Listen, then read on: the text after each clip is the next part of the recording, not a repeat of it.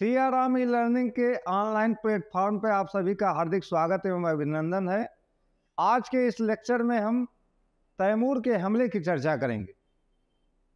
तैमूर का हमला मुगल काल के लिए एक ट्रेलर के समान था, ध्यान रखिएगा।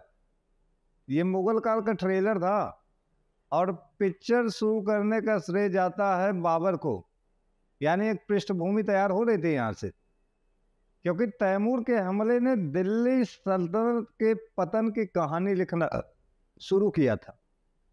उसके बाद वो उबर नहीं पाया। मोहम्मद बिन तुगलक का जो साम्राज्य था उसमें कश्मीर और बलूचिस्तान को छोड़कर समूचा भारत था। तो ऐसे दौर में उसके साम्राज्य में 23 प्रांत थे और उसकी मृत्यु के बाद फिर विजय अभियान नहीं किए जा सके बड़े स्तर पर। फिरोज शाह तुगलक एक अयोग्य शासक साबित हुआ। उसके अंदर कोई बहादुरी का गुण नहीं था, कोई वीरता का गुण नहीं था।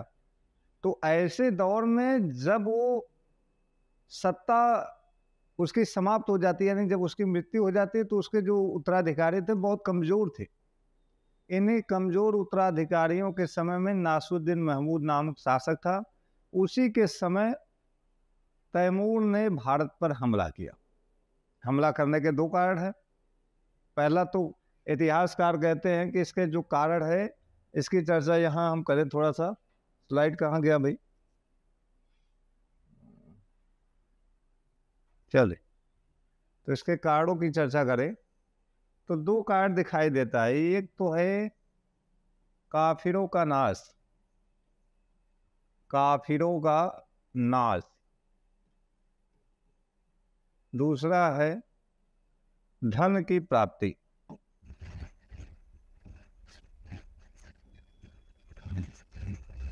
यही कारण है। देखिए, एक सामान्य कारण है कि जितने भी आक्रमणकारियों ने भारत पर हमला किया, स्पेशल मुस्लिम आक्रमणकारी से हम बात करेंगे, उनके भारत पर हमला करने का मूल उद्देश्य था धन की प्राप्ति था। काफिरियत का नाश यानी हिंदुओं का नाश करने आए थे कि नहीं आए थे वो विवाद का विषय है। यहाँ पर एक कॉन्सेप्ट और दिखाई देता है, बुत परस्ती का भी नाश करना चाहते थे। बुत परस्ती का नाश।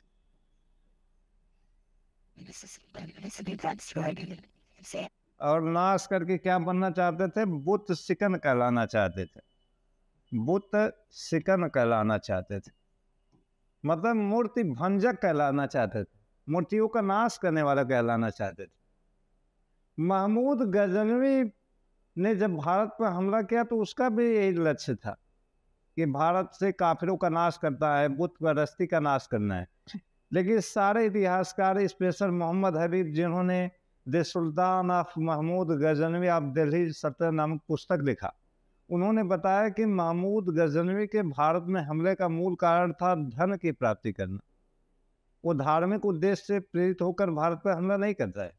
हाँ, मंदिरों को विध्वंस किया, सारी चीजें थी, लेकिन मंदिरों के जो गर्भगृह होते हैं उसमें अकूत मात्रा में धन की प्राप्ति होती है, बहुत सारे धन उसमें एकत्र थे। तो ऐसे दौर में इसी नाते उस पर हमला किया उसने। फिर मोहम्मद गोरी का ऐसा नहीं था। मोहम्मद गोरी मध्य एशिया में उसकी स्थिति बहुत खराब थी और वो भारत पर साम्राज्य स्थापित करने के लिए हमला किया था। और तैमूर का भी जो भारत में हमला करने का मूल लक्ष्य था वो धन की प्राप्ति करना था, काफिरों का नाश करने का था। लेकिन स्पेशल तौर पे अगर कोई आपसे पूछे कि इनका मूल लक्ष्य क्या था, तो धन की प्राप्ति ही होगा। ठीक है, तो ये मूल लक्ष्य था इनका। तो जो तैमूर था, तैमूर इसने 1398 ईस्वी में भारत पर हमला किया था और उस समय जो शासक था, शासक का नाम है नासिरुद्दीन महमूद।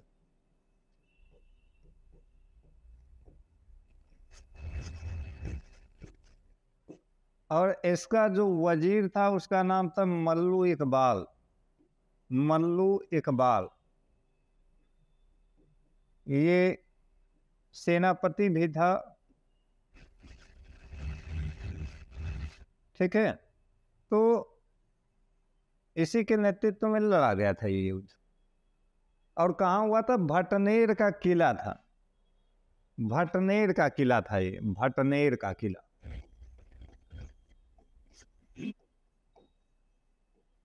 और ध्यान रखिएगा यहाँ पर एक अलग चीज होता है। पहले हम देखते हैं कि जौहर जो प्रथा थी वो हिंदू संपादित करते थे, स्पेशल राजपूत संपादित करते थे उसको। जौहर के संबंध में कई तरीके की भ्रांतियां हैं कि ये कब से शुरू हुआ है। 399 ईस्वी में जब चंद्रगुप्त विक्रमादित्य ने काठियावाड़ के शकों पर हमला किया था तो उन्होंने भी जौहर संपन्न किया था। इसके बाद हम देखते हैं कि जब 712 ईस्वी में मोहम्मद बिन कासिम ने सिंध पर हमला किया तो उस समय दाहिर की पत्नी रानी बाई ने जौहर संपन्न किया था। फिर आगे चलकर जौहर का सबसे बेहतर साक्ष्य हमें अमीर खुसरो ने खजाइन और फुतूह में दिया है। जब चित्तौड़ में जौहर किए गए थे तो ये जौहर के साक्ष्य रहे हैं। उससे पहले भी उसने रणथंभौर के जौहर का बात किया है। यानी स्पेशल अगर बात करें तो रणथंभौर का जौहर पहला साक्ष्य प्रस्तुत करता है। एक इतिहासकार के दृष्टिकोण से आपको देखा वृत्तांत है। तो ऐसे दौर में यहाँ पर पहली बार क्या होता है कि मुस्लिम स्त्रियों ने जौहर किया। ये हिंदू धर्म का प्रभाव था। मुस्लिम स्त्रियों के द्वारा जौहर का ये पहला साक्ष्य यहाँ दिखाई देता है। यहाँ पर मुस्लिम स्त्रियों द्वारा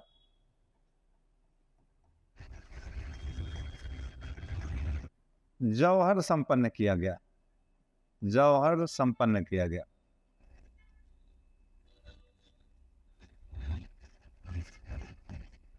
ठीक है, ये हमें के.एस. लाल जानकारी बताते हैं।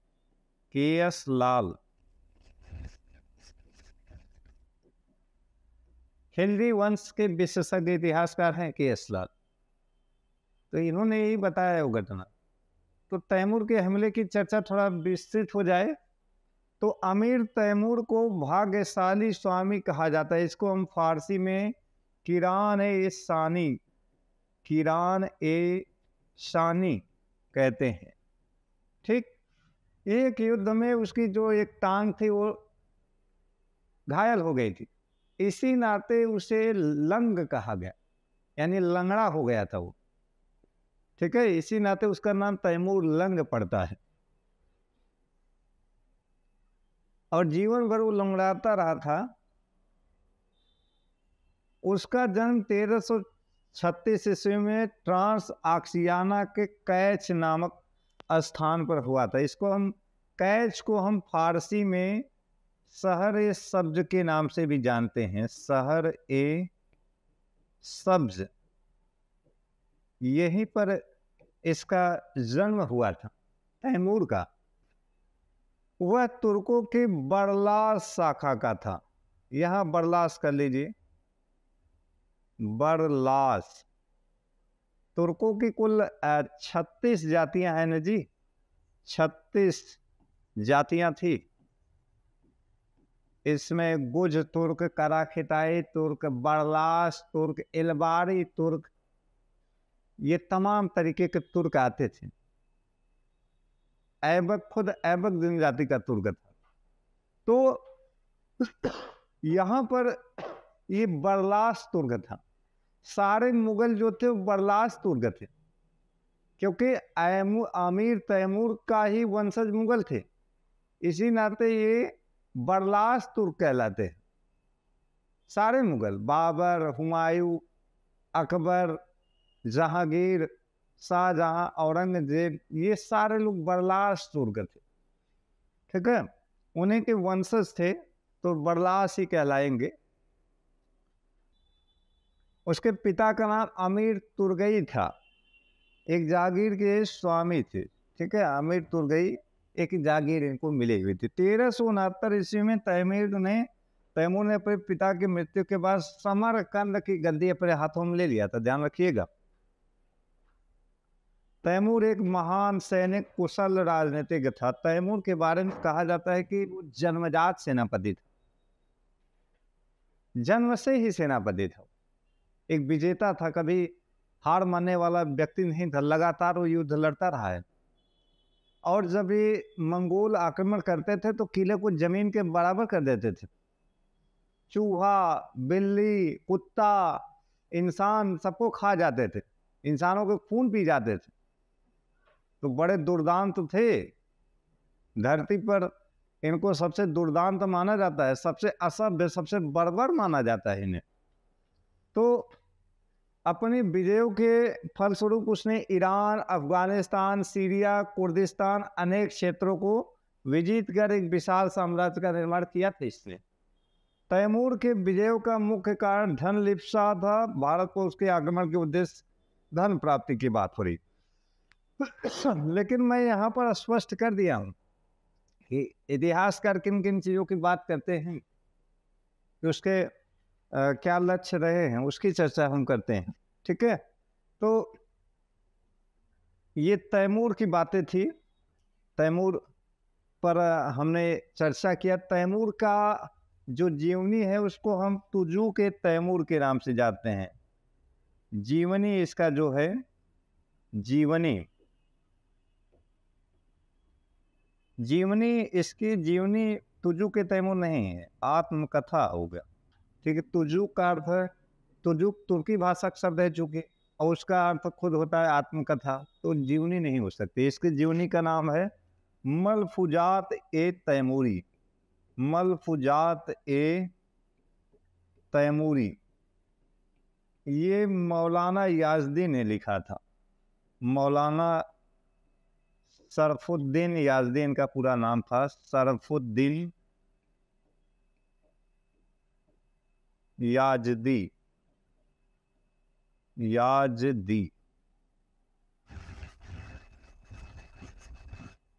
ठीक, और जो इसकी आत्मकथा, जो यानी इन्होंने जो अपनी आत्मकथा लिखी थी, आत्मकथा ये लिखा था तुजूक ए तैमूरी।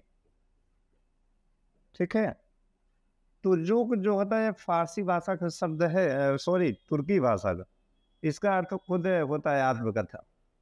बाबर ने भी अपनी आत्मकथा तुजूक ए बाबरी या वाकियात बाबरी या बाबरनामा के नाम से लिखा था। इसी तरीके से जहांगीर ने भी अपनी आत्मकथा तुजूक ए जहांगीरी लिखा था, लेकिन वो फारसी में लिखी गई थी। और बाबरनामा या तुजूक ए बाबरी वो चगताई तुर्की भाषा में लिखी गई थी। तो ये कुछ विशेषताएं थी आत्मकथाओं की। तो आत्मकथाएं क्या है कि व्यक्ति के अपने जीवन की घटनाएं होती है, उसको स्वयं लिखते हैं। या यहाँ पर जहांगीर की जो आत्मकथा है उसको मोहम्मद हादी खान ने पूरा किया था, तो कुछ चीज़ें छूट जाती हैं तो उसको पूरा करते हैं। तो अब यहाँ पर नेक्स्ट पॉइंट की हम चर्चा करें। यहाँ स्क्रीनशॉट लेना तो ले सकते हैं, बहुत अच्छे नॉलेज है इसमें, स्क्रीनशॉट आप ले लीजिए एकदम आराम से। चले हम नेक्स्ट पॉइंट की तरफ चले।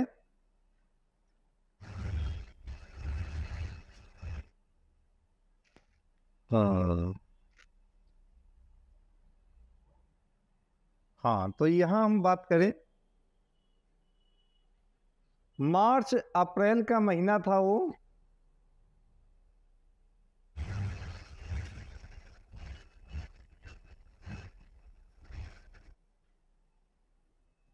तेरह सौ 98 ईस्वी में तैमूर ने अपनी राजधानी समरकंद से भारत पर आक्रमण के लिए रवाना हो जाता है। ठीक, झेलम नदी को पार कर तुलुम्बा अथवा तालमी नामक स्थान पर अधिकार कर लिया था।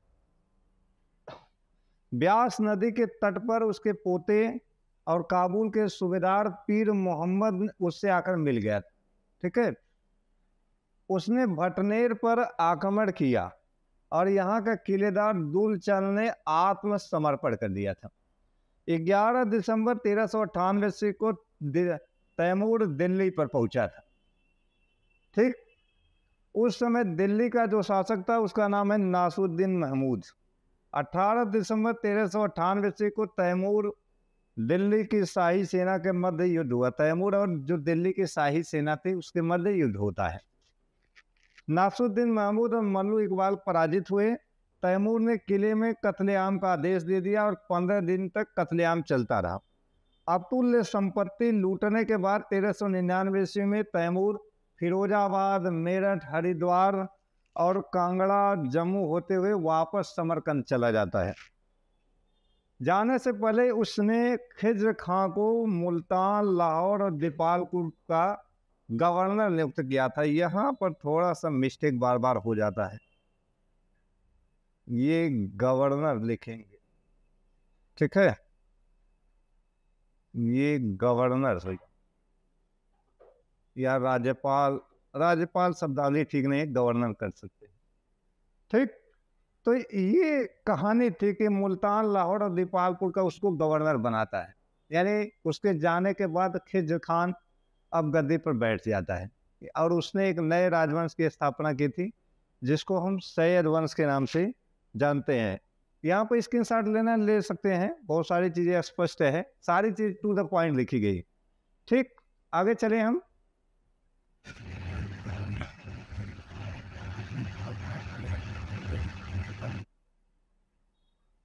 तो यहाँ पर देखें, अब इसके बाद जो है सैयद वंश की स्थापना होती है, सैयद वंश की स्थापना हो जाती है, यानी दीपाल, लाहौर इसके इलाका हो गया। तो जो शासक थे वो बहुत मजबूत नहीं थे और आगे चलकर स्थिति बहुत खराब हो जाती है, तो सैयद वंश सत्ता पर आसीन हो जाता है। नेक्स्ट वीडियो में हम अब इसी सैयद वंश की चर्चा करेंगे, ठीक है। तो आज के लेक्चर के लिए धन्यवाद आप सभी का।